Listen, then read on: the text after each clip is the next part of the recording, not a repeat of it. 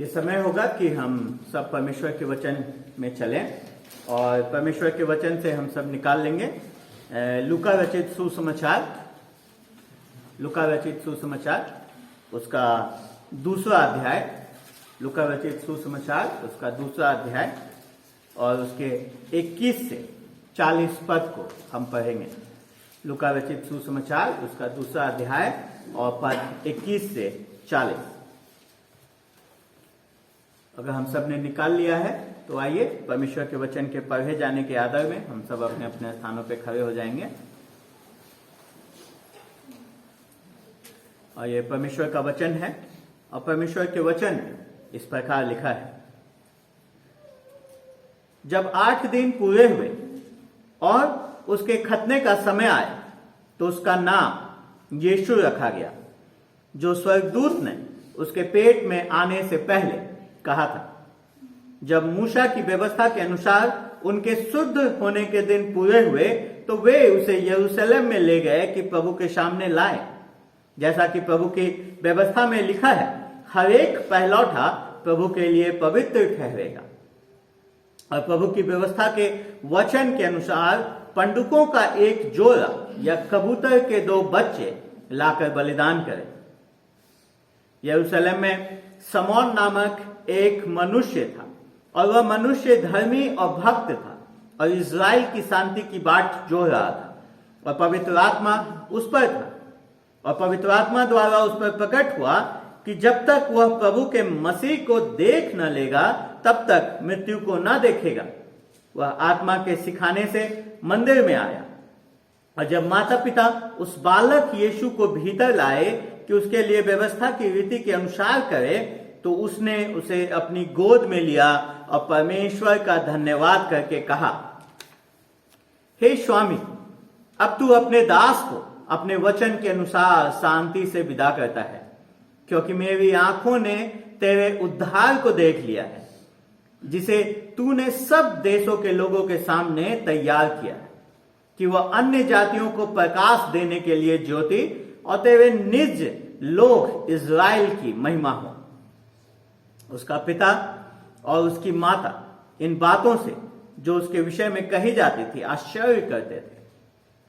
तब समौन ने उनको आशीष देकर उसकी माता मरियम से कहा, देख, वह तो इज़राइल में बहुतों के गिरने और उठने के लिए और एक ऐसा चिन्ह होने के लिए ठहराया गया है जिसके विरोध में बातें की जाएंगी। वह तेरा प्राण भी तलवार से वार पार छिद जाएगा। इससे बहुत हृदयों के विचार प्रकट होंगे। असेर के गोत्र में से हन्नाह नामक फनुएल की बेटी एक भविष्यद्वक्तिन थी। वह बहुत बूढ़ी थी और विवाह होने के बाद 7 वर्ष अपने पति के साथ रह पाई थी। वह 84 वर्ष से विधवा थी और मंदिर को नहीं छोड़ते थे, पर उपवास और प्रार्थना कर करके रात दिन उपासना किया करते थे। और वह उस घड़ी वहां आकर प्रभु का धन्यवाद करने लगे और उन सबों से जो यरूशलेम के छुटकारे की बाट जोहते थे उस बालक के विषय में बातें करने लगे। जब वे प्रभु की व्यवस्था के अनुसार सब कुछ पूरा कर चुके तो गलील में अपने नगर नासरत फिर चले गए। और बालक बढ़ता और बलवंत होता और बुद्धि से परिपूर्ण होता गया और परमेश्वर का अनुग्रह उस पर था। ये परमेश्वर का वचन है। हम सब अपने स्थानों पर बैठ जाएंगे। आइए हम प्रार्थना में चलें। पिताजी, हम धन्यवाद देते हैं आपको, आपके प्रेम के लिए, आपके दया, आपके अनुग्रह के लिए, पर हम धन्यवाद देते हैं इस समय में आपके वचन के लिए। धन्यवाद देते हैं परमेश्वर कि आपने ये वचन दिया कि हम इसे पढ़ सकें और इसके द्वारा अपने बारे में जान सकें, अपने सच्चाई को जान सकें और आपके सच्चाई, आपके वास्तविकता को जान सकें। और प्रभु जी, वो सच्चाई को जानना हमारे जीवन को परिवर्तित करने वाली हो सके। प्रभु जी, जब हम आपके वचन पे मनन करते हैं, अपने आत्मा का समझ, अपने आत्मा का ज्ञान हम सबको दें कि ये वचन हम में से प्रत्येक के जीवन से बातचीत करने वाला हो सके, इस वचन को हम समझ सकें और प्रभु जी, ये वचन जब हमारे हृदयों में बोया जाता है प्रभु जी, तो ये फल लेकर के आने वाला हो सके। प्रभु जी, हम आपसे विनती करते हैं कि होने दें कि इस वचन के द्वारा हम सब के जीवनों को आप परिवर्तित करें, अपने पुत्र प्रभु यीशु मसीह की समानता में आगे बढ़ाने वाले हो सके। प्रभु जी, होने दें कि ये वचन हम सब के लिए आशीष में होने वाला हो सके। इस वचन की समझ और ज्ञान हमें दे, यीशु के नाम से, आमीन। अभी तक हम लूका रचित सुसमाचार का दूसरे अध्याय का पिछले 4 सप्ताहों से अध्ययन करते आए हैं, हम मनन करते आए हैं। हमने देखा कि कैसा अगस्तुस सोच रहा था कि उसके नियंत्रण में पूरा विश्व है, पूरा संसार है, लेकिन हमने देखा कि कैसे प्रभु यीशु मसीह है जो परमेश्वर है, कैसे वो हर चीज को नियंत्रित करता है। हमने देखा था कि कैसे एक आज्ञा, कैसर की एक आज्ञा निकलने के कारण प्रभु यीशु मसीह के जो संसारिक रूप से माता पिता मरियम और यूसुफ थे, उनको कैसे बैतलहम को, दाऊद के नगर को जाना पड़ा और वहां अपने नाम को लिखाने के लिए। लेकिन हमने देखा था कि कैसे वो परमेश्वर की योजना का एक भाग था। परमेश्वर ने यीशु मसीह के आगमन से 800 वर्ष पूर्व इन चीजों को निर्धारित कर रखा था। और फिर हमने देखा था कि कैसे उस समय में एकदम से शांति थी, वीरान था, वहां पे उस जन्म के समय पर कोई नहीं था। जैसा कि आज हम उत्सव मनाते हैं 25 दिसंबर को, आज हम उत्सव उसके जन्म को लेकर के मनाते हैं, वैसा कोई उत्सव उस समय में नहीं था। वहां पे मरियम और यूसुफ नितांत अकेले थे, यहाँ तक कि मरियम ने स्वयं अपने बच्चे को अकेले ही उसको इस संसार में लेकर के आई और स्वयं उसने उसे कपड़ों से लपेटा। कोई भी वहां पे उसका साथ देने के लिए कोई अन्य महिला नहीं थी, ना ही किसी ने स्तुति गान किया, ना ही किसी ने गीत गाया, वहां पे कुछ नहीं हुआ। जो प्रथम इस सारी चीजों को देखने वाले लोग थे वो कुछ जानवर ही मात्र थे, क्योंकि प्रभु यीशु मसीह जब इस संसार में आया तो वो अस्तबल में आया और उसे एक चरनी में रखा गया। लेकिन उसके बाद हम देखते हैं कि जो संसार जिस जन को नहीं समझ पाया, संसार जिस जन को नहीं देख पाया, स्वर्गदूतों ने आकर के उस कार्य को पूरा किया और उन्होंने स्तुति गान गाया, पर साथ ही साथ चरवाहों को प्रभु यीशु मसीह के आगमन के संदेश को दिया। और हमने पिछले सप्ताह देखा था कि कैसे चरवाहे उस संदेश को सुनने के बाद, उस सूचना, उस घोषणा को जानने के बाद रुक नहीं पाए और वो प्रभु यीशु मसीह के पास गए देखने के लिए, सारी चीजों को परखने के लिए और उनका जीवन कैसे परिवर्तित हुआ। तो हमने देखा कि प्रभु यीशु मसीह के जन्म की सच्चाई को जब हम जानने की कोशिश कर रहे हैं, तो उसके साथ साथ हम ये भी देख रहे हैं कि प्रभु यीशु मसीह के जन्म की सच्चाई को जान लेने के बाद कोई भी व्यक्ति वैसा ही नहीं रह सकता जैसा कि वो है। उसके अंदर एक परिवर्तन का आना अवश्य है। और हमने पिछले सप्ताह इस पे बातचीत भी करे थे कि कैसे लूका मात्र 7 पद बिताते हैं प्रभु यीशु मसीह के जन्म के बारे में बताने के लिए, पर उसके बाद ज्यादा से ज्यादा पद वो पूरे दूसरे अध्याय में बात कर रहे हैं उस जन्म के प्रत्युत्तर के बारे में। उस जन्म का प्रत्युत्तर स्वर्गदूतों ने कैसा दिया, उस जन्म का प्रत्युत्तर चरवाहों ने कैसा दिया, और आज भी हम देखते हैं कि उस जन्म का प्रत्युत्तर समौन ने कैसे दिया, उस जन्म का प्रत्युत्तर हन्ना ने कैसे दिया, उस जन्म का प्रत्युत्तर यूसुफ और मरियम ने कैसा दिया। तो हम देखते हैं कि जब प्रभु यीशु मसीह इस संसार में आया तो वो अपने आप को बड़ा ही एक साधारण बच्चे के रूप में, जैसे एक साधारण बच्चे का जन्म होता है वैसे ही उसका भी जन्म हुआ। वो भी एकदम से साधारण रूप से इस संसार में आया। लेकिन जब हम गौर से चीजों को देखते हैं, हम पाते हैं कि वो साधारण जो दिखने में प्रतीत होता है पहली बार देखने से कि वो बच्चा साधारण है, वो बच्चा साधारण नहीं है। क्योंकि जो बेहतर रूप से उन चीजों को जानते हैं वो बताते हैं कि ये बच्चा असाधारण है। ये असाधारण बच्चा असाधारण वयस्क बनेगा। ये असाधारण बच्चा असाधारण कार्य को सारे मानव जाति के लिए करेगा। तो इस संसार में आया कि वो खोए हुए को ढूंढ सके। यही लूका 19 अध्याय में हम देखते हैं कि लूका इसी को अपना मुख्य पद बताते हैं। प्रभु यीशु मसीह के आने का उद्देश्य बताते हैं कि वो इस संसार में आया ताकि वो खोए हुए को क्या कर सके, ढूंढ सके। जब बच्चे का जन्म होता है हर एक बच्चा अपने आप में खास है। हर एक बच्चा अपने आप में लगता है उसके माता पिता को कि वो दूसरों से क्या है, भिन्न है। आप कई बार जब नए नए बच्चे होते हैं और उनके माता पिता से जब आप बातचीत करते हैं तो आप पाएंगे कि वो बड़े ही कई बार ऐसे कुछ शब्दों को बोलते हैं कि जो जिससे आपको हंसी भी आएगी बाद में, अगर आप अनुभवी हैं, आपके बच्चे हुए हैं तो, और नहीं भी हुए तो आपको लगेगा कि अरे ये क्या बात है, तो सभी करते हैं।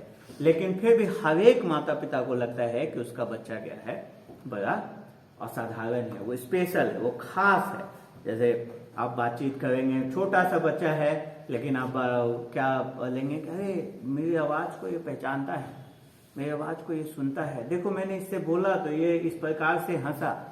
आप लोग जो माता पिता हैं वो मेरी बात को समझ पा रहे होंगे कि कैसे हम चीजों को कहते हैं, क्योंकि हम उसमें इतने, वो हर एक बच्चा जो है वो अपने आप में खास है, जो परमेश्वर की ओर से हमें दिया गया है ताकि हम उस बच्चे को सही प्रकार से परमेश्वर की शिक्षाओं के अनुसार उसको हम लालन पालन कर सकें और उसे परमेश्वर के भय में, ताकि वो परमेश्वर को आदर देने वाला बन सके, उसमें हम बढ़ाने वाले हो सके। लेकिन हम देखते कि प्रभु यीशु मसीह के साथ भी, जब प्रभु यीशु मसीह इस संसार में आया तो वैसा ही था, वो एक साधारण से रूप में आया, लेकिन वो एक खास है।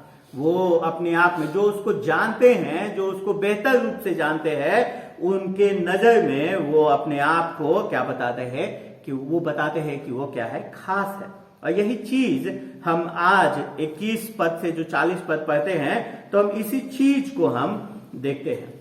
पहले 21 से 24 पद में हम देखते हैं कि वो एक साधारण सा बच्चा पद दिखाई देता है, जो काम उस समय का एक साधारण यहूदी परिवार करता था, एक यहूदी बच्चे के साथ वो सब चीज उसके जीवन में की गई।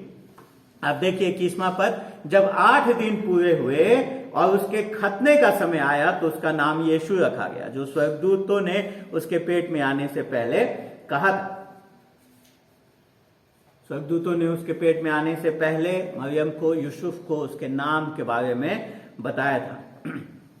लेकिन इस पूरे बात को समझने के लिए हमको थोड़ा सा यहूदी व्यवस्था को जाकर के समझना होगा कि वहां पे व्यवस्था किस चीज के बारे में बात करती है। तो प्रभु यीशु मसीह के आगमन से 1400-1500 वर्ष पूर्व हम देखते हैं कि एक व्यवस्था मूसा के द्वारा आई थी, जिसके अनुसार जब महिलाएं, जब स्त्री एक बच्चे को जन्म देती हैं तो वो कुछ दिन के लिए अशुद्ध होती है। 33 दिन के लिए लड़के के समय में और 66 दिन के लिए अगर लड़की को उत्पन्न करते हैं तो, और उसके बाद जब उनका ये अशुद्धि का समय खत्म होता है तब वो मंदिर में जाती थी शुद्धिकरण के लिए।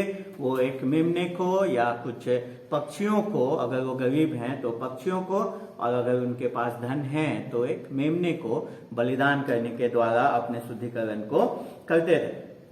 और एक और चीज है जो हम देखते हैं कि नंबर, जो गिनती की पुस्तक है उसके अनुसार हर एक जो पहलौठा है उसको छुड़ाया जाता था, क्योंकि परमेश्वर ने आज्ञा दी थी कि जो पहलौठा है वो परमेश्वर का है और उसको परमेश्वर को अर्पण करना है। और यही चीज यहाँ 21वें पद में और आगे के पदों में लूका कहते हैं कि यीशु मसीह के साथ किया गया। लूका हमें इस बात को बताना चाहते हैं कि हर एक वो चीज जो एक साधारण यहूदी बच्चे के साथ होता था वो सब प्रभु यीशु मसीह के साथ हुआ। वो उसके माता पिता यहूदी व्यवस्था को पूरा करने वाला, यहूदी व्यवस्था को मानने वाले थे। तो सर्वप्रथम उसका खतना किया गया। 8 दिन जब पूरे हुए तो उसके खतने का समय आया और उसका खतना किया गया। और उसके बाद हम देखते हैं कि उसका नाम यीशु रखा गया।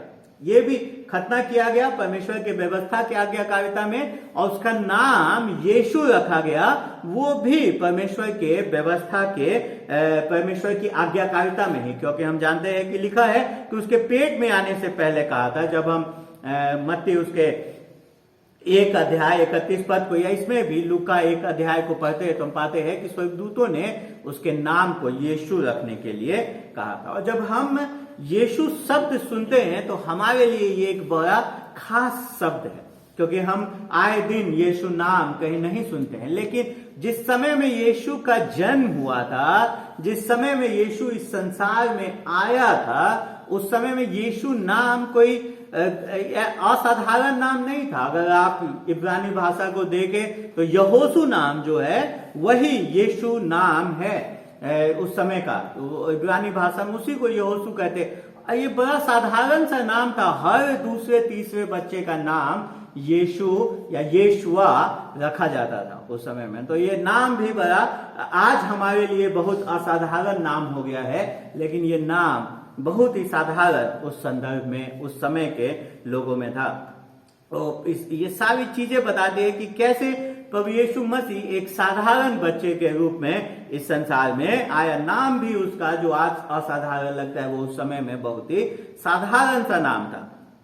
उसके बाद 22 से 24 पद में हम देखते हैं कि एक और व्यवस्था जो उसको समर्पण किया गया, प्रभु यीशु मसीह को परमेश्वर को सबको समर्पित किया गया, उसको परमेश्वर को अर्पित किया गया। एक बार फिर से हमको इस बात को देखना है कि प्रभु यीशु मसीह और उनका परिवार कैसे परमेश्वर के व्यवस्था को, परमेश्वर के आज्ञा को, व्यवस्था की आज्ञाकारिता में जीवन बिताता है। वो कोई भी चीज को नकार नहीं रहा है।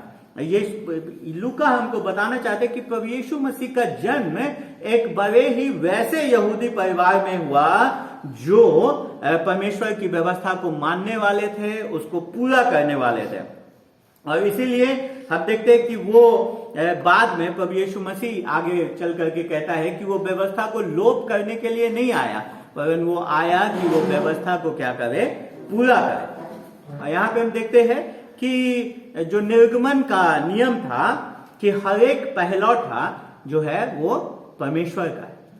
निर्गमन 13 अध्याय जब 2 पद और 12 पद आप पढ़ेंगे, आप इस बात को पाएंगे।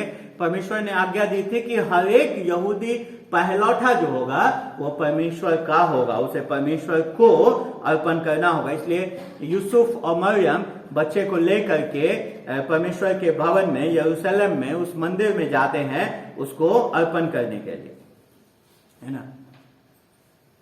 परमेश्वर इस संसार में आया है, वो स्वयं प्रभु को अर्पित किया गया है ना। सोचने में कैसा लगता है आप लोगों को कि प्रभु को अर्पित किया गया। और इतना ही नहीं, अवश्य ही वहां पे जो गिनती का व्यवस्था था कि 5 शेकेल देने के द्वारा हर एक पहलौठे को छुड़ाया जाएगा, तो अवश्य ही यूसुफ और मरियम ने उस पहलौठे को 5 शेकेल देकर के छुड़ाया भी होगा। जो इस जगत को उसके पापों से छुड़ाने आया, हम देखते हैं कि उसको भी कैसे 5 शेकेल से, जो पूरी व्यवस्था थी उसके अनुसार 5 शेकेल देकर के छुड़ाया गया। और उसके बाद हम देखते हैं कि दूसरा नियम जो यहाँ पे लूका के दिमाग में है, जिस बात को लूका यहाँ कहते हैं, वो शुद्धिकरण का नियम है। जो लय व्यवस्था 12 अध्याय में, जैसा अभी मैंने बताया कि लिखा गया है कि हर एक महिला जब वो एक जन्म को देती है तो वो कुछ दिन के लिए अशुद्ध ठहरती थी। बच्चे बेटे के मामले में 33 दिन, बेटी के मामले में 66 दिन। तो जब वो पूरा दिन हुआ तो बच्चे को लेकर के वो लोग आए और उसी हिसाब से पंडुकों के एक जोड़ा या कबूतर के 2 बच्चे लाकर बलिदान करें। तो हम देखते हैं कि यहाँ पे एक बार फिर व्यवस्था के अनुसार जो पहली चीज लानी थी वो क्या लानी थी, मेमना। लेकिन अगर लिखा है वहां, अगर आप गरीब हैं तो आप पंडुकों का एक जोड़ा या कबूतर के 2 बच्चे लाकर बलिदान करें। और हम देखते हैं कि लूका हमें यहाँ पे मेमने का कोई जिक्र नहीं करते। इसका मतलब है कि यूसुफ और मरियम ने पंडुकों का जोड़ा, कबूतर के 2 बच्चे लाकर बलिदान किए। हम देखते एक बार फिर से परमेश्वर की दीनता को, प्रभु यीशु मसीह के दीनता को एक बार फिर से दिखाई देता है कि वो लोग, वो जब प्रभु यीशु मसीह संसार में आया तो वो किसी राजघराने में नहीं आया, जैसा हमने पीछे देखा था। वो किसी याजक के परिवार में उत्पन्न नहीं हो गया, जो पूरे संसार का उद्धार करता है, जो सारे संसार को छुड़ाने के लिए आया है। वो किसी सुविधाजनक स्थान में नहीं आता है, वो ऐसे स्थान में नहीं आता है जहां पे लोग अमीर हों।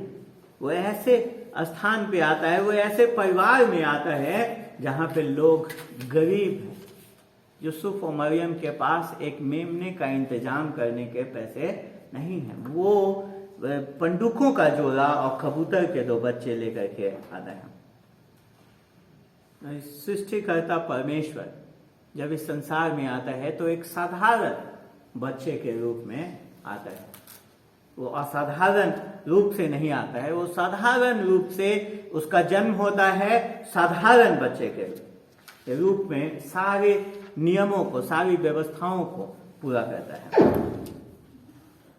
जब वो इस संसार में आता है तो वो अपने आप को एक नम्रता और दीनता वाले मार्ग पे लेकर के जाता है। अपने आप को बलिदान करने वाले मार्ग पे लेकर के जाता है, ताकि परमेश्वर, पिता परमेश्वर के द्वारा दिए हुए उद्देश्य को वो क्या कर सके, पूरा कर सके। पर प्रश्न उठता है कि क्या हम ऐसा करने को तैयार हैं? क्या हम ऐसा करने को तैयार हैं?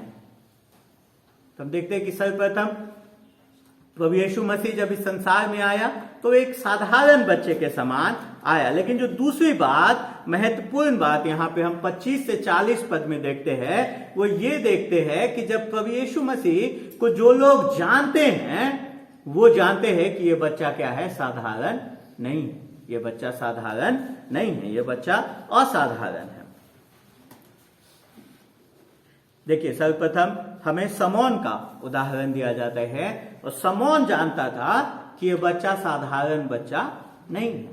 समौन जानता था कि ये बहुत ही असाधारण बच्चा है, ये खास बच्चा है जो इस संसार में आया है। 25वें पद में हम समौन से क्या करते हैं, हमारी मुलाकात होती है। और कौन है समौन? कौन है समौन? हम उसके बारे में कुछ नहीं जानते। हम जानते हैं कि वो यरूशलेम में रहता था और वो एक परमेश्वर का जन है, क्योंकि वो मनुष्य धर्मी और भक्त था। वो मनुष्य धर्मी भी था और परमेश्वर का क्या है, भक्त भी था।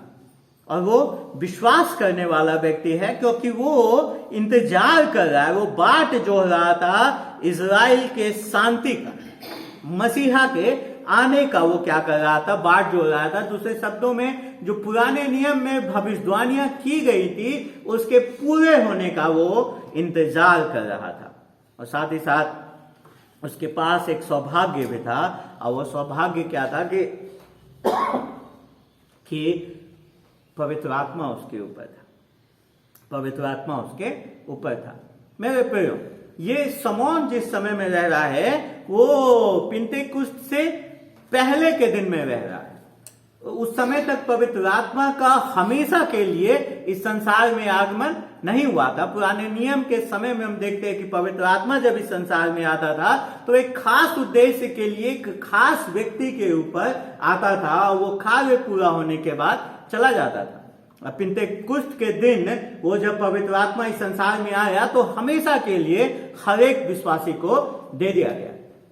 लेकिन समौन के ऊपर जो पवित्र आत्मा राजाओं के ऊपर होता था, जो पवित्र आत्मा दाऊद के ऊपर था, जो पवित्र आत्मा याजक के ऊपर होता था, जो पवित्र आत्मा भविष्यवक्ताओं के ऊपर था, वो पवित्र आत्मा हम देखते हैं कि समौन के ऊपर था। और किस कारण से था? 26वां पद बताता है, उसने इस पवित्र आत्मा द्वारा उस पर प्रकट हुआ था कि जब तक वह प्रभु के मसीह को देख न लेगा तब तक मृत्यु को न देखेगा।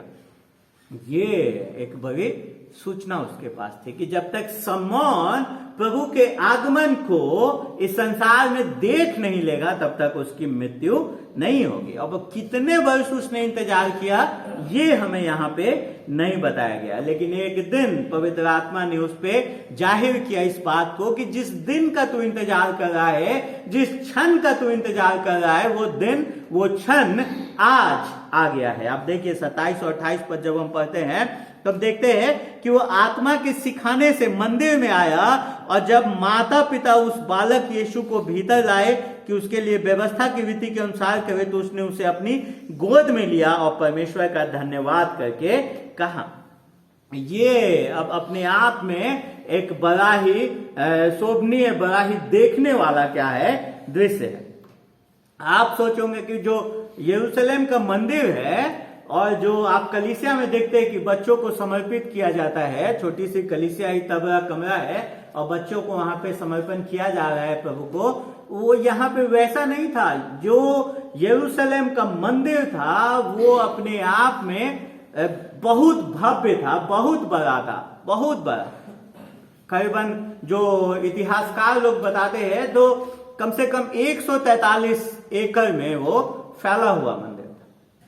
वैसे में वहां पे हजारों लोग उस समय में उस मंदिर में रहे होंगे। वैसे में शमौन को इस बच्चे तक पहुंचना, इस बच्चे को पहचानना, वो अपने सामर्थ्य से, अपने बुद्धि से वो इस कार्य को नहीं कर सकता, तो वो उसे पहचान भी नहीं सकता था। देखते कि इसीलिए पवित्र आत्मा ने उसे क्या किया, सिखाया। ये पवित्र आत्मा का कार्य था कि वो इस बात को बताए कि जिस बच्चे का इंतजार, जिस मसीहा का इंतजार वो कर रहा है इतने वर्षों से, लंबे वर्षों से, वो बच्चा वहां पे है। तभी जाकर के दोनों का मिलन होता है। और दूसरी बात जो देखने वाली बात है, अगर आप माँ हैं और आपका बच्चा है और आप जानते हैं कि किसी भी अजनबी को आप अपना बच्चा, अगर कोई अजनबी आपके गोद से आपके बच्चे को लेने को चाहे तो आप हिचक जाएंगे, आप उसको देना नहीं चाहेंगे। लेकिन हम देखते हैं कि यहाँ पे वैसा कुछ नहीं लिखा है। मरियम ने अवश्य ही उसके आंखों में परमेश्वर के लिए और इस बच्चे के लिए जो प्रेम है वो देखा होगा, तभी उसने अपने बच्चे को उसके हाथों में दे दिया। और जब उसने उस बच्चे को लिया तो उसने कुछ घोषणाओं को किया, जैसे कि हम शमौन के गीत के रूप में जानते हैं। और सर्वप्रथम उसने इस बात को कहा, 29 और 30 पद को देखिए, वो कहता है, हे स्वामी, अब तू अपने दास को अपने वचन के अनुसार शांति से विदा करता है, क्योंकि मेरी आंखों ने तेरे उद्धार को देख लिया है। वो शमौन कहता है कि यीशु ही, ये बालक ही, जो साधारण सा बालक प्रतीत होता है, ये बालक ही इस संसार का उद्धार करता है। कहता है कि मेरी आंखों ने तेरे उद्धार को देख लिया। हमें रुक करके यहां विचार करने की आवश्यकता है। शमौन इस बात को जानता था कि जिस बालक को उसने हाथ में लिए हुए है, जो बालक उसके बाहों में है, वही बालक इस संसार के सबसे बड़ी आवश्यकताओं को पूरा करने के लिए आया है। ये वही बालक है जो मानव जाति को, मनुष्यों को उसके पापों से छुड़ाएगा, इस संसार को पाप के बंधुआई से दूर करेगा। यही बालक है जो उद्धार को इस संसार में लेकर के आएगा। यही बालक है जो आज से इस जन्म के 33 साढ़े 33 साल के बाद रोमी क्रूस पे अपने दोनों बाहों को फैला करके पाप के दाम को पूरा करेगा, पाप के दाम को भरपाई करेगा। तीसरे दिन वो कब्र में से निकल आएगा, वो मृत्यु पे विजय पाएगा और ऐसा करके पूरे संसार को वो उद्धार देगा। और कैसे शमौन को ये सब बातें पता है? विश्वास से, क्योंकि उसने परमेश्वर के वचन को विश्वास से ग्रहण किया। उसने परमेश्वर के वचन पे विश्वास किया और उसी बात को यहाँ पे वो सार्वजनिक रूप से, जो परमेश्वर का आत्मा उससे कह रहा है, जो परमेश्वर का वचन है, उस बात को वो सार्वजनिक रूप से यहाँ पे कहता है कि मेरी आंखों ने तेरे उद्धार को देख लिया है। मेरे प्रियो, यीशु मसीह को देखना, उद्धार को, परमेश्वर के उद्धार को देखना है। उसका नाम का अर्थ ही है परमेश्वर बचाने वाला। वो उसको देखना ही का मतलब है कि आपने उसके उद्धार को देख लिया। हम सबको यीशु को देखने की आवश्यकता है। अब आप कहेंगे यीशु तो अब है नहीं यहां, कैसे हम यीशु को देखेंगे? अब हम यीशु को नहीं देख सकते। आपने थोड़ा सा सच कहा, पर पूरा सच नहीं। यीशु मसीह को हम आज भी देख सकते हैं। यीशु मसीह को हम उसके वचन में देख सकते हैं। जब भी हम उसके वचन को पढ़ते हैं, जब हम बाइबल को खोलते हैं, हम यीशु मसीह को वहां पे क्या करते हैं? देखते हैं। और दूसरा स्थान है यीशु मसीह को देखने का, हम सब जानते हैं, यीशु मसीह ने कहा कि ये कलीसिया मेरी देह है। आप एक व्यक्ति को उसके देह में देखते हैं। जब आप कलीसिया को देखते हैं, आप यीशु मसीह को देखते हैं। यीशु मसीह अभी स्वर्ग में विराजमान है, लेकिन उसका उपस्थिति, उसका देह इस संसार में कलीसिया के रूप में है। तो अगर आप मसीह को अनुभव करना चाहते हैं परिपूर्णता से आज के इस दिन में, तो आपको कलीसिया को गंभीरता से लेना होगा। आप एकाकी जीवन नहीं जी सकते हैं, और आप एकाकी जीवन जीते हुए आप यीशु मसीह को नहीं देख सकते हैं, उसके परिपूर्णता को नहीं देख सकते हैं। अगर आपको यीशु मसीह को देखना है तो आपको उसके कलीसिया को गंभीरता से लेना होगा, क्योंकि वही यीशु मसीह का देह है। और इसीलिए कलीसिया के जीवन में आपको हिस्सा लेना होगा, ताकि आप प्रभु यीशु मसीह को देख सकें। और समौन यहीं रुक नहीं जाता है, वो आगे और कहता है, वो कहता है कि ये यीशु मसीह, ये बालक जो उसके बाहों में है, वो सिर्फ यहूदियों के लिए नहीं वरन अन्य जातियों के लिए भी क्या है, ज्योति है। अन्य जातियों के लिए भी एक ज्योति है। 30 से 32 पद में, वो 31 और 32 पद में खास करके वो इसी बात को कहता है, जिसे तूने सब देश के लोगों के सामने तैयार किया, कि वो अन्य जातियों को प्रकाश देने के लिए ज्योति, और तेरे निज लोग इज़राइल की महिमा हो। कोई यहूदी इस बात को मानने के लिए तैयार नहीं हो सकता कि उसका मसीहा दूसरे अन्य जातियों को, जिनसे वो घृणा करते हैं, जिनसे वो नफरत करते हैं, उनके लिए भी ज्योति ठहरेगा। समौन यहाँ पे पवित्र आत्मा से भर करके, पवित्र आत्मा की अगुवाई में इस बात को कहता है कि वो सिर्फ यहूदियों के लिए नहीं, इजराइलियों के लिए नहीं, परंतु पूरे संसार, सब देशों के लोगों के सामने तैयार किया गया है। सारे देशों के लोगों के सामने वो अन्य जातियों को प्रकाश देने के लिए ज्योति है।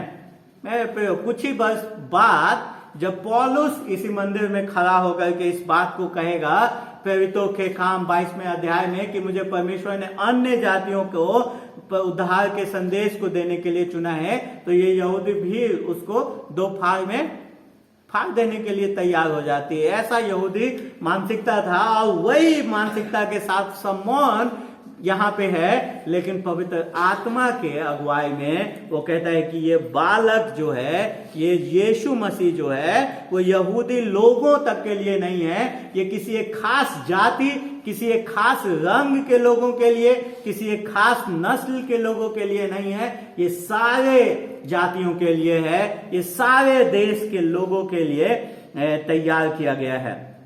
और फिर हम देखते हैं कि वो वहीं पे रुक नहीं जाता है, वो इस बात को कह तो रहा है कि ये पूरे विश्व की आशा जो है, वो यही यहूदियों का जो मसीहा आने वाला है, जो यहूदी आशा है, उसी में सारे विश्व की आशा दिखाई देते हैं। सारे संसार के लोगों के लिए आशा है।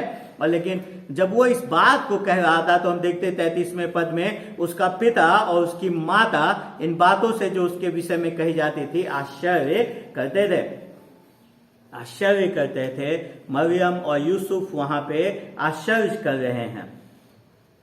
और लेकिन हम देखते हैं कि समौन वहां रुक नहीं जाता। वो कहता है, उनको आशीष देकर उसकी माता मरियम से कहा, देख वह तो इज़राइल में बहुतों के गिरने और उठने के लिए और एक ऐसा चिन्ह होने के लिए ठहराया गया जिसके विरोध में बातें की जाएंगी, वरन तेरा प्राण भी तलवार से वार पार छिद जाएगा। इससे बहुत हृदयों के विचार प्रकट हो जाएंगे।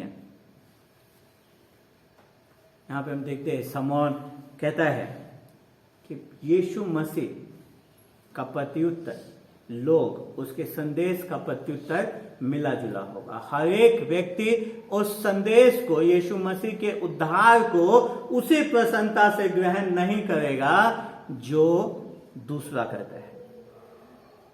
हर एक व्यक्ति उसे खुले बाहों से उसे ग्रहण नहीं करेगा। हर एक व्यक्ति उसे ग्रहण नहीं करेगा। कहता है कि उसका एक मिला जुला प्रत्युत्तर होगा, क्योंकि ये बालक जो इस संसार में आया है, समौन कहता है, उसका एक उद्देश्य है। उसका एक उद्देश्य है। वो बहुतों के बहुतों के उठने और बहुतों के गिरने का कारण होगा। कहने का मतलब है बहुत लोग उसके विरोध में बात करेंगे, बहुत लोग उसके पक्ष में बात करेंगे।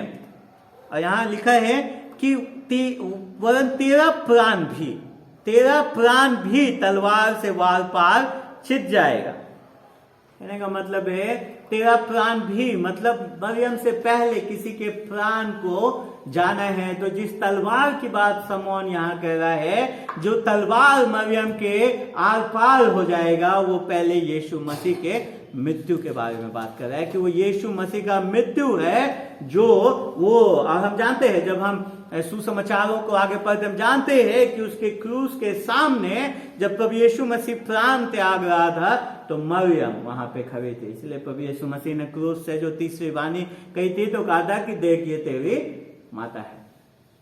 मरियम की ओर देख करके यूहन्ना को उसकी जिम्मेदारियों को सौंपा था। और समौन यहाँ पहले ही उस बालक को हाथों में बाहों में लिए हुए बता रहा है कि मरियम, ये बालक तेरे हृदय में एक तलवार को लेकर के आएगा। वो क्या है कि वो उसकी मृत्यु है, तो स्वयं इसकी मृत्यु को देखेंगे। समौन इस बात को स्पष्ट कर देता है कि कुछ लोग यीशु मसीह का विरोध करेंगे। मेरे प्रियो, अगर आज ये संसार आपके द्वारा दिए गए यीशु मसीह के संदेश का विरोध करता है तो ये कोई आश्चर्यजनक बात नहीं है। ये समौन ने उस बालक के जन्म के समय में ही इस बात की घोषणा कर दी थी। क्यों ये संसार, क्यों लोग प्रभु यीशु मसीह का विरोध करेंगे? क्योंकि इससे बहुत हृदयों के विचार प्रकट होंगे। प्रभु यीशु मसीह का संदेश हमें हमारे पापी होने, हमारे हृदय के पापी होने, हमारी पाप पूर्णता को हमारे सामने उजागर कर देता है। हमारी झूठी खोखली धार्मिकता, हमारा झूठा खोखला धर्म को हमारे सामने उजागर कर देता है। इसलिए उसका विरोध होना आवश्यक है, इसलिए उसका विरोध होना आवश्यक है। मेरे प्रियो, जब हम प्रभु यीशु मसीह के इस सच्चाई को जान लेते हैं तो हम वैसे नहीं रह सकते। दो ही प्रत्युत्तर है, समौन कहता है, या तो हम उसके साथ खड़े होंगे या तो हम उसके विरोध में खड़े होंगे।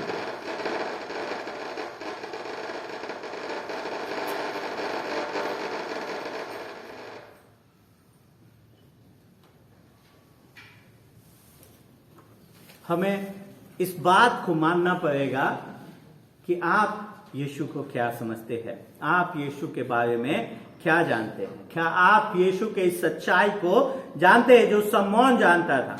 समौन उस बालक को हाथ में लिए उसके बाहर देख रहा था। वो जान रहा था कि यही बालक एक दिन इस संसार के लिए हर्ष को लेकर के आएगा, आनंद को लेकर के आएगा, और इसीलिए उसने उस बालक के ऊपर अपने विश्वास को दर्शाया और उस विश्वास ने उसके जीवन को परिवर्तित किया। पर क्या आप अपने विश्वास को उस बालक में, जो उस दिन उस मंदिर में था, जो बालक एक बड़े ही अंधकार में जन्मा था, एक बालक जो बड़े साधारण रूप से इस संसार में आया था, पर क्या आप उस पर विश्वास करते हैं? यीशु मसीह साधारण बालक, साधारण रूप से इस संसार में आया, पर वो साधारण नहीं था, वो असाधारण था। और समौन उसको जानता था, और समौन अकेला नहीं था जो इस बात को जानता था। हम आगे देखते 36 से 38 पद में हन्ना उसको जानती थी। हन्ना उसको जानती थी। 36 पद कहता है, असेर के गोत्र में से हन्ना नामक फनवेल की एक बेटी एक भविष्यवक्तिन थी। वो बहुत बूढ़ी थी और विवाह होने के बाद 7 वर्ष अपने पति के साथ रह पाई थी। लूका उसे भविष्यवक्तिन कहते हैं। क्योंकि जिस प्रकार से जकरिया का इस्तेमाल किया पहले अध्याय में, जिस प्रकार से अभी हम देख रहे हैं कि परमेश्वर ने समौन का इस्तेमाल किया, वैसे ही यहाँ पे हन्ना का भी इस्तेमाल हो रहा है परमेश्वर के संदेश को लोगों तक पहुंचाने के लिए। और यहाँ लिखा है कि वो असेर गोत्र के थे, जो इजराइलियों के 12 गोत्रों में से एक गोत्र है। जिसके बारे में बहुत ज्यादा बाइबल में लिखा नहीं है। इस गोत्र के बारे में कोई बड़ा नाम इस गोत्र से हमको दिखाई नहीं देता है, लेकिन परमेश्वर कहता है कि ऐसे स्थानों में जिसको कोई नहीं जानता है वहां भी परमेश्वर के लोग उपस्थित हैं। अब देखिए कि 36 के आगे वो क्या कहते हैं कि वो बहुत बूढ़ी थी, वो बहुत बूढ़ी थी और विवाह होने के बाद 7 वर्ष अपने पति के साथ रह पाई थी। वो कभी मंदिर छोड़ कर नहीं जाती थी, पर उपवास और प्रार्थना कर करके रात दिन उपासना करती थी। मतलब एक ऐसी स्त्री थी जो रात दिन परमेश्वर की उपासना करती थी, उपवास करती थी, लेकिन उसके जीवन में भी दुख था, है ना। प्रभु के पास आना कोई दुख से, संकट से छूट जाने का गारंटी नहीं है कि अगर हम प्रभु के पास हैं, प्रभु के लोग हैं, तो हमारे जीवन में कोई दुख नहीं होगा, हम उससे एकदम से बचे रहेंगे, ऐसा नहीं है। अब देखिए, मुझे पता नहीं कि हन्ना के पति के साथ क्या हुआ, हमें यह बताया नहीं गया है, लेकिन इतना अवश्य बताया गया है कि वो 7 वर्ष के वैवाहिक जीवन में रह पाई। 7 वर्ष ही वैवाहिक जीवन में रह पाई और उसके बाद उसने अपने आप को पूर्ण रूप से परमेश्वर की सेवकाई के लिए, प्रार्थना और उपवास के लिए सौंप दिया। और लूका कहते हैं कि वो बहुत बूढ़ी थी, 84 वर्ष से विधवा थी और 7 वर्ष पति के साथ रही, मतलब 91 वर्ष तो कम से कम, और कुछ वर्ष में उसका विवाह हुआ, तो 100 वर्ष से ज्यादा वृद्ध महिला करीब वो थी यहाँ पे। और लूका कहते हैं कि वो कभी मंदिर छोड़ के नहीं जाते थे, वो दिन रात परमेश्वर की आराधना करते थे उपवास में। उसने अपने आप को मध्यस्थता के लिए दे दिया था। 84 वर्षों से वो इस कार्य को कर रहे थे।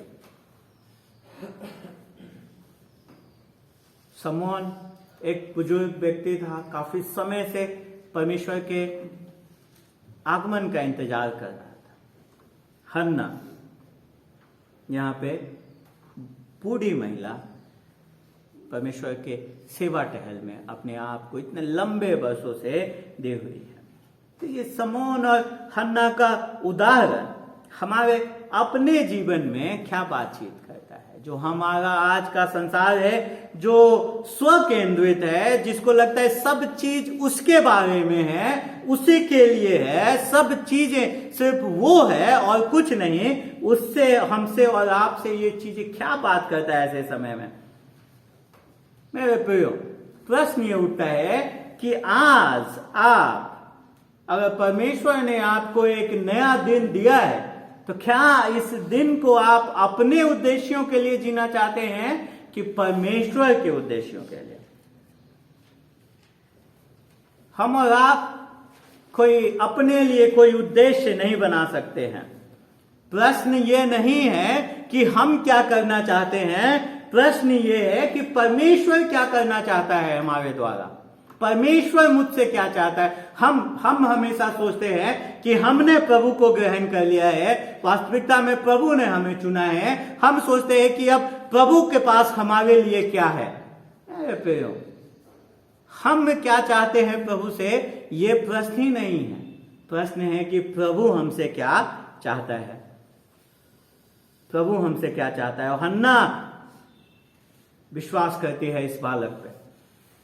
अब कैसे हमको पता कि वो विश्वास करती है और कैसे आपको पता कि आप विश्वास करते हैं, ये इसी चीज में दिखाई देता है जो वो करती है। वो क्या करती है, वो उस घड़ी वहां आकर प्रभु का धन्यवाद करने लगी और उन सबों से जो यरूशलेम के छुटकारे की बात जो होते थे, उस बालक के विषय में बात करने लगी। सर्वप्रथम उसने परमेश्वर को धन्यवाद दिया और उसके बाद वो लोगों को बताने से नहीं चुकी। हन्ना ने स्वर्गदूत, चरवाहों और समौन के बाद हन्ना परमेश्वर के संदेश को पाकर के वो रुक नहीं पाई। उसने हर एक लोगों को जो यरूशलेम के छुटकारे की बात जो रहे थे, जो इस संसार में मसीहा के आगमन की बात जो रहे थे, उसको इस बालक के बारे में बताने लगे। आप यीशु मसीह में विश्वास करते हैं? अगर आप सच में यीशु मसीह में विश्वास करते हैं तो आप भी यही करेंगे। आप परमेश्वर को धन्यवाद देंगे और आप दूसरों को उसके बारे में बताएंगे। यही मसीह जीवन है कि आप परमेश्वर का धन्यवाद देंगे और आप दूसरों को इस यीशु मसीह के बारे में बताएंगे ताकि दूसरे भी इसे जान सकें। शमौन जानता था कि ये बालक असाधारण है। हन्ना जानती थी कि ये बालक असाधारण है और यूसुफ और मरियम जानते थे कि ये बालक असाधारण है। 39 और 40 पद में हम इस बात को देखते हैं। जब वे प्रभु की व्यवस्था के अनुसार सब कुछ पूरा कर चुके तो गलील में अपने नगर नासरत को फिर चले गए। और बालक बढ़ता और बलवंत होता और बुद्धि से परिपूर्ण होता गया और परमेश्वर का अनुग्रह उस पर था। परमेश्वर का अनुग्रह बीच में जब आप मत्ती के सुसमाचार को लेकर के इसके साथ मिला करके पढ़ेंगे तो आप पाएंगे बहुत सारी घटनाएं इस बीच में हुई, क्योंकि हम जानते हैं कि जो काफी लंबे समय वो लोग उस नगर में यहूदिया प्रदेश में मरियम और यूसुफ रहे, क्योंकि जो बुद्धिमान लोग थे जो आए थे, मजूसी लोग जो आए थे, वो अस्तबल में नहीं आए थे, वो एक घर में आए थे जो काफी समय के बाद 1.5 वर्ष के बाद वहां पे पहुंचे होंगे। इसीलिए हेरोदेस आज्ञा देता है कि 2 साल के उम्र के सारे बच्चों को क्या कर दो, मार दो, क्योंकि उसको उम्मीद था कि इतना समय क्या हो चुका है, पास हो चुका है। तो हम देखते हैं मत्ती रचित सुसमाचार को मिला के पढ़ते हैं तो हम देखते हैं कि उसके बाद वो कहाँ चले गए, मिस्र की ओर जाना पड़ा। परमेश्वर के स्वर्गदूत के अंदेशे के अनुसार उनको जो घोषणा हुई, जो स्वप्न यूसुफ ने फिर देखा उसके अनुसार, उसके बाद वो फिर आते हैं। तो मतलब है कि ये सब चीजें क्यों हमें बताई जा रही हैं कि वो गलील में अपने नगर नासरत को फिर चले गए या बीच में मिस्र गए, मिस्र से आए उसके बाद गए, ये सब चीजें क्यों हमें बताई जा रही हैं? इसलिए बताई जा रही हैं क्योंकि लूका हमें इस बात को दिखाना चाहते हैं कि मरियम और यूसुफ ने सर्वप्रथम प्रभु यीशु मसीह के मानवता को, उसके जो वो मनुष्यत्व को, उसके मनुष्यत्व को क्या किया, देखा। वो देखो कि उसमें बालक बढ़ता और बलवंत होता और बुद्धि से परिपूर्ण होता गया। जैसे हर एक बालक बढ़ता जाता है शरीर में, बुद्धि में, सामर्थ्य में, वैसे ही मरियम और यूसुफ ने उस बालक को बढ़ता हुआ, साधारण बालक के रूप से बढ़ता हुआ देखा। लेकिन वो बालक साधारण नहीं था, वो असाधारण था, क्योंकि लूका कहते हैं और परमेश्वर का अनुग्रह उस पर था। परमेश्वर का अनुग्रह उसके ऊपर था। जैसे जैसा यीशु बढ़ता गया, मरियम और यूसुफ इस बात को जानते गए। चरवाहों ने क्या कहा, शमौन ने क्या कहा, हन्ना ने क्या कहा, और जैसे जैसे वो परमेश्वर के कार्य को उस बालक के जीवन में देख रहे थे, वैसे वैसे वो इस बात को जान रहे थे कि ये बालक साधारण नहीं है, ये बालक असाधारण है। हाँ, यीशु मसीह के जन्म के वृत्तांत को जब हम प्रथम दृष्टया पढ़ते हैं, हमें सब कुछ साधारण दिखाई देता है। वो साधारण रूप से इस संसार में आया, साधारण रूप से जो रिवाज थे उस समय के, जो व्यवस्था थी उस समय की, उसको पूरा किया। लेकिन फिर भी वो साधारण बालक नहीं था। परमेश्वर का वचन बताता है कि वो एक खास बालक था, वो एक असाधारण बालक था। तो प्रश्न उठता है कि क्या ये आपके जीवन का असाधारण बालक है? आप इसको कैसे देखते हैं? क्या आप इसे साधारण बालक समझते हैं या आप इसे असाधारण बालक समझते हैं? क्या आप शमौन के समान इस बात को मानते हैं कि वही आपका मसीहा है, वही आपका उद्धार करता है, वही आपको छुड़ाने वाला है? शमौन ने यीशु मसीह को देख के कहा, मेरी आंखों ने तेरे उद्धार को देख लिया है। क्या आप इस बात का अंगीकार करते हैं? क्या आप जानते हैं कि वो बालक आपका उद्धार करता है? क्या आपने उसे इस प्रकार से उसके बारे में कहा है कि ये बालक मेरा उद्धार करता है? क्या आपने सार्वजनिक रूप से आपने इस कथन को अंगीकार किया है? क्या आपने सार्वजनिक रूप से इस बात को कहा है कि हाँ, हम इस बालक में इसके असाधारण कार्यों पे जो उसने कलवरी के क्रूस पे किया मेरे जीवन के लिए, उसमें मैं भरोसा करता हूं, उस पर मैं भरोसा करती हूं? क्या आपने अपने मुख से इस बात का अंगीकार किया? परमेश्वर का वचन कहता है, अगर तुम अपने हृदय में जान लो, विश्वास करो, मुख से अंगीकार करो, तो तुम्हें तुम्हारे पापों से छुड़ाने के योग्य है, सक्षम है। मेरे प्रियो, अगर आपने आज तक नहीं किया तो आज का दिन है। आज आप इस बालक को अपने जीवन में इसके असाधारण रूप को देखें, उसके कार्यों पर भरोसा करें, उसे अंगीकार करें। और क्या आप हन्ना के समान, अगर आपने कर लिया है, तो क्या आप हन्ना के समान दूसरों को यीशु मसीह के बारे में बता रहे हैं, ताकि वो भी आकर के इस बालक यीशु से मिले, ताकि वो भी इस बालक को जान पाए? हन्ना परमेश्वर के इस संदेश को यीशु मसीह के बारे में, इस बालक के बारे में बताने से अपने आप को रोक नहीं पाए। क्या आप बता रहे हैं? कब आखिरी बार आपने किसी को यीशु मसीह के बारे में बताया था? आप कहेंगे कि लोग सुनना नहीं चाहते हैं, लोग विरोध करते हैं। अवश्य है कि लोग विरोध करेंगे। समौन ने पहले ही कहा कि हर एक व्यक्ति उसको स्वीकार नहीं करेगा, विरोध होगा उसके जीवन का। लेकिन जिसके हृदय में परमेश्वर का आत्मा कार्य कर रहा है, वो आपके संदेश को ग्रहण करेगा, वो आपके संदेश को ग्रहण करेगा। और ये हमारे लिए सौभाग्य की बात है कि हम उन तक पहुंच सके, उन्हें प्रभु यीशु मसीह के संदेश के बारे में बता सके। प्रभु यीशु मसीह ने कहा कि तुम पृथ्वी के छोर तक मेरे गवाह होगे। पर क्या हम उस गवाही को दे रहे हैं? क्या हमारे पास वाले लोग जानते हैं हमारे गवाही को? क्या हमारे बगल वाले लोग जानते हैं यीशु मसीह इस असाधारण बालक को? तीसरा प्रश्न जो हमें अपने आप से करना है, क्या आप यूसुफ और मरियम के समान